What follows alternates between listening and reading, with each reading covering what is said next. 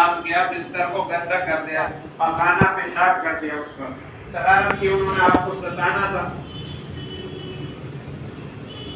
تو آپ صلی اللہ علیہ وسلم صبح کی نماز کے بعد جب گئے تو بستر گندا اور وہ لوگ غائب ہیں.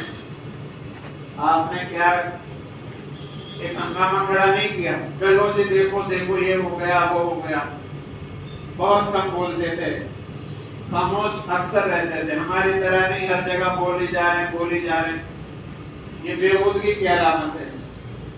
کم کھانا، کم سونا، کم بولنا، حکمت بھری باتیں کرو جب بھی کرو.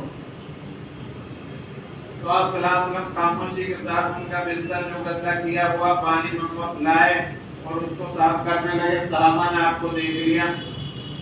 صحابہ نے عرض کیا رسول اللہ صلی اللہ علیہ وسلم یہ کام ہم کریں گے، آپ سے نہیں کرنے دیں گے. آپ شہنشاہ کائنات ہیں، رحمت للعالمین ہیں، اللہ کے پیغمبر ہیں، اللہ کے بعد آپ کا مرتبہ ہے اور آپ یہ کام کر رہے ہیں.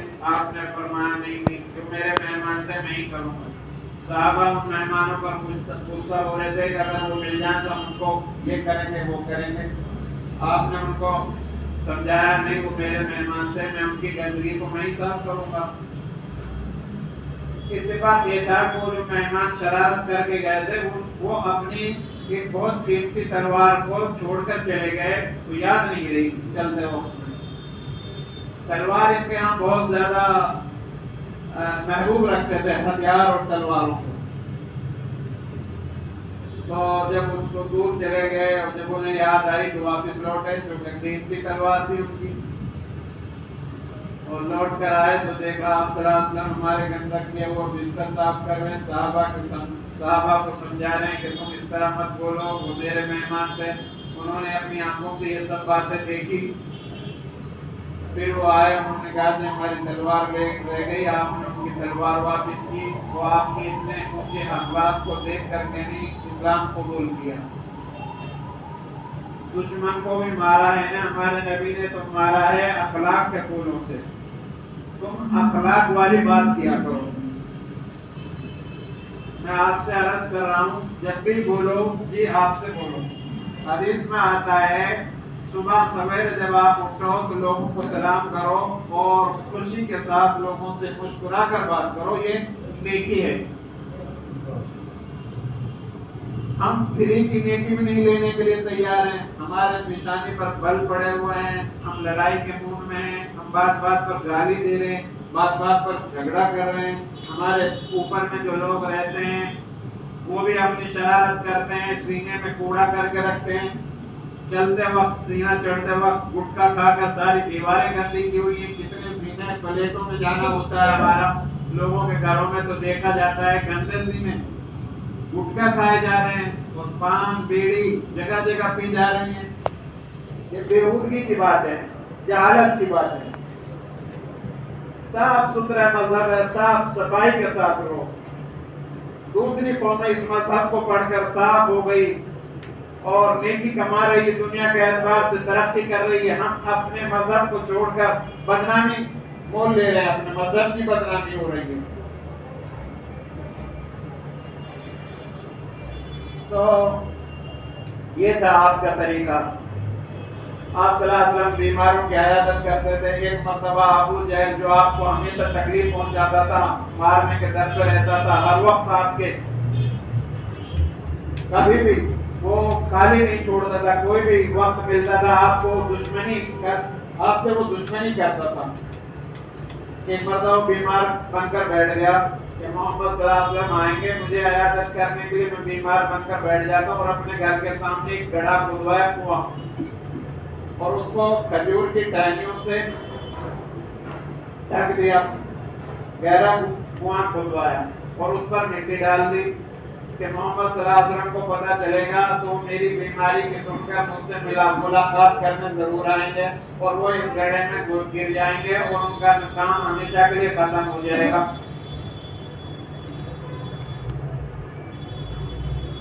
آپ صلی اللہ علیہ وسلم کو پتہ چلا، آپ گئے اس کے یہاں ملاقات کرنے کے لیے. بس آپ کنویں کے قریب پہنچے ہی تھے، کنارے پر اگلا قدم ڈالنے والے تھے، جبرائیل امین نے آپ کو پیچھے ہٹا دیا اور ابو جہل وہاں سے بیٹھا ہوا اپنے گھر سے سارا ماجرا دیکھ رہا. جب اس نے دیکھا آئی ہوئی شکار واپس ہو گئی تو پھر خود بھاگا آپ کو گرانے کے لیے. اس کو یاد نہیں رہا کہ میں نے گڑھا کھودا ہے اور اس گڑھے میں خود ہی گر گیا. کہاوت مشہور ہے نا, جو کسی کے لیے کھودے گا وہ خود گرے گا.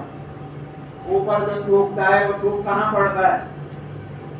اپنے اوپر گرتا ہے نا. وہ اوپر آپ تھوک کے دیکھو تو وہ کس کے اوپر گرے گا؟ آپ کے اوپر گرے گا. تو ابو جہل میں اتنی انانیت, اتنا گھمنڈ, اتنا غرور تھا کہ آپ کو کچھ نہیں سمجھتا تھا. حالانکہ سگا آپ کا چچا تھا, لیکن اس کو یہ دشمنی تھی کہ محمد نیا دین کیوں پیش کر رہے ہیں. ہمارے باپ داداؤں کے جو دیوی دیوتا ہیں ان کی پوجا پاٹ ہمارے ساتھ کیوں نہیں کرتے. ابراہیم علیہ السلام جو پیدا ہوئے تو وہاں بھی دیوی دیوتاؤں کی پوجا پاٹ ہوتی تھی. جب انہوں نے آنکھ کھولی تو اس ماحول میں مشرکانہ ماحول تھا ان کا گھر کا بھی. اور آپ صلی اللہ علیہ وسلم پیدا ہو رہے ہیں مکہ کے اندر تو آپ کا خاندان بھی دیوی دیوتاؤں کو پوجنے والا. ابراہیم علیہ السلام اور آپ صلی اللہ علیہ وسلم کا خاندان مل رہا ہے, اور ان کے یہاں بھی وہی رواج اور آپ کے یہاں بھی وہی رواج تھا. جب آپ نے آنکھیں کھولی, ابراہیم علیہ السلام نے بتوں کی تردید کی, آپ صلی اللہ علیہ وسلم نے بھی بتوں کی, دیوی دیوتاؤں کی تردید کی اور اللہ کی طرف لوگوں کو بلایا. اور حقیقت یہ ہے, اس زمین اور آسمان کا بنانے والا, اس کا نظام چلانے والا وہ رب العالمین ہے میرے بھائیوں. اس کے علاوہ اور کوئی نہیں ہے. خدا کی طرف اللہ کی عبادت کرو. ایک اللہ سے ہونے کا یقین اپنے دلوں میں بٹھاؤ. بیٹا اللہ نے دیا, شکریہ ادا پیر صاحب کا ہو رہا ہے, حضرت کا ہو رہا ہے کہ جی تمہاری دعا سے ہوا ہے. ٹھیک ہے, انہوں نے دعا کی ہے, لیکن اللہ سے پہلے ماں کو شکر ادا اللہ کا کرو کہ تو نے یہ اولاد عطا فرمائی. شرک نہ کرو.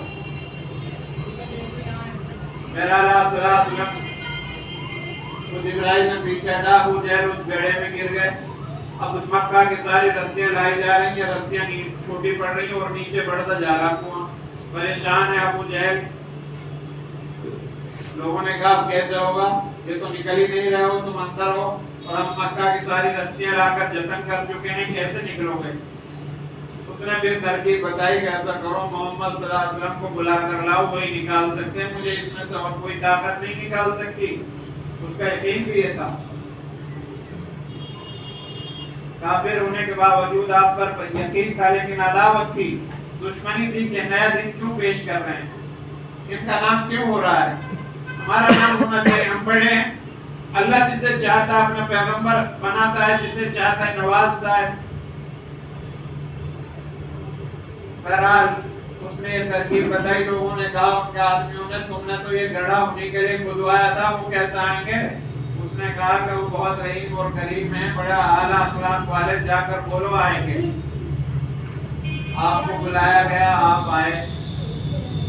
آپ نے کنارے پر, گڑھے کے کنارے پر, کنویں کے کنارے پر کھڑے ہو کر یہ فرمایا, اے چچا, اگر میں تجھے اس گڑھے سے نکال دوں تو کیا تم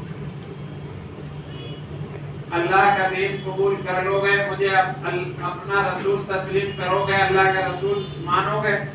اور جس طرح تم کو میں اس گڑھے سے نکالوں گا, جہنم کے گڑھے سے بھی اسی طرح آخرت میں نکالوں گا. اس نے مکاری اور عیارانہ چال چلی اور کہا کہ آپ جو کہہ رہے ہیں میں اس کو باہر نکلتے ہی مان لوں گا, آپ مجھے جلدی سے اس میں سے مصیبت سے نجات دلاؤ.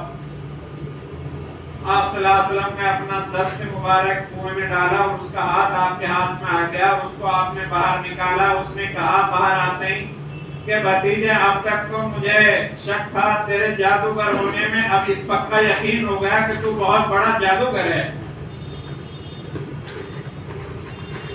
اللہ پاک قرآن میں گواہی دے رہا, وَإِنَّكَ لَعَلَىٰ خُلُقٍ عَظِيمٍ. میں نے اپنے نبی کو بلند اخلاق پر پیدا فرمایا. ایسا انسان قیامت تک کوئی نہیں بن سکتا, کوئی نہیں آ سکتا جیسا اللہ نے آپ کو بنایا. تو ہمیں آپ کی سیرت کو پڑھنا چاہیے, آپ کی سیرت پر چلنا چاہیے, آپ کی سنتوں کو زندہ کرنا چاہیے. ہم غیروں کی طریقہ اختیار کر رہے ہیں. دیکھو آپ صلی اللہ علیہ وسلم نے 11 شادیاں کی, پہلی شادی جب آپ کی ہوئی ہے 25 سال کی عمر ہے آپ کی، خوبصورت ہے، نوجوان ہے، ایسا خوبصورت چہرے والا اور ایسا انسان پورے مکہ میں پورے حرم میں نہیں تھا، بلکہ پوری دنیا میں نہیں، آج بھی نہیں، قیامت تک کوئی ایسا پیدا ہو ہی نہیں سکتا۔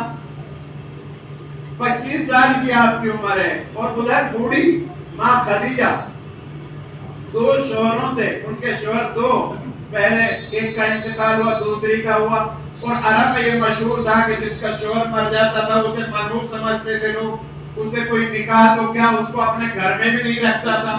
آپ نے یہ رسم توڑی اور بتایا کہ نہیں، دو شوہر انتقال ہو گئے ہیں تو اس میں اس عورت کا، خدیجہ کا کیا قصور ہے، یہ اللہ نے ان کی قضا لکھی ہوئی تھی۔ آپ کی 25 سال کی عمر ہے اور اس کی 40 سال کی وہ بوڑھی عورت ہے۔ اگر آپ جو ہے حسن پرست ہوتے تو آپ بوڑھی عورت سے شادی کیوں کرتے؟ اور انہوں نے بھی جب آپ کا پیغام دیا ہے، جب آپ کے اخلاق آپ کو سفر پر بھیجا تجارت کے، آپ نے ایمانداری کے ساتھ پورا کام انجام دیا تو اس نے پیغام بھیجا، اور آپ نے اپنے چچا ابو طالب کے مشورے سے نکاح کیا، انہوں نے، ابو طالب نے خطبہ پڑھا، پھر آپ کا نکاح ہوا۔ 25 سال کے آپ ہیں، کنوارے ہیں، اور ادھر بوڑھی 40 سال کی ہیں، اور جب تک وہ زندہ رہی آپ نے کسی سے دوسری شادی نہیں کی، نکاح نہیں کیا، اور جس سال ان کا انتقال ہوا آپ کو ان کا غم اتنا ہوا کہ آپ نے اس سال کا نام غموں کا سال رکھ دیا۔ اس کے بعد جتنی بھی 10 شادیاں کی سب آپ صلی اللہ علیہ وسلم نے بیواؤں سے کی ہیں۔ آپ اٹھا کے دیکھ لو تاریخ، حضرت عائشہ رضی اللہ تعالی عنہا، یہ تو زبیر بن مطعم رضی اللہ تعالی، زبیر بن مطعم اس وقت تک مسلمان نہیں ہوتے، ان کا رشتہ ان کے بیٹے سے ہو چکا تھا۔ ابو بکر نے زبیر بن مطعم کے بیٹے سے کر دیا تھا۔ تو جب زبیر بن مطعم کو یہ پتا چلا کہ ابو بکر تو مسلمان ہیں، ان کی بیٹی ہمارے گھر میں آئے گی تو ہمارے گھر کو بھی بے دین بنا دیں گی، انہوں نے ایسے الفاظ کہے کہ اسلام میں داخل کر دے گی ہم سب کو بھی، اس لیے انہوں نے رشتہ ٹکرا دیا۔ پھر حضرت خولا رضی اللہ تعالی عنہ آپ کے یہاں لے کر آئی ان کا رشتہ، آپ نے بخوشی ان کو قبول کیا، اور 9 سال کی عمر بھی حضرت خدیجہ کی بعض روایتوں میں ہے کہ 18 سال کی تھی۔ بہرحال ہم 9 سال کی روایت کو صحیح سمجھتا ہوں میں۔ 9 سال کی بچیوں سے عرب میں اس وقت نکاح ہوتا تھا۔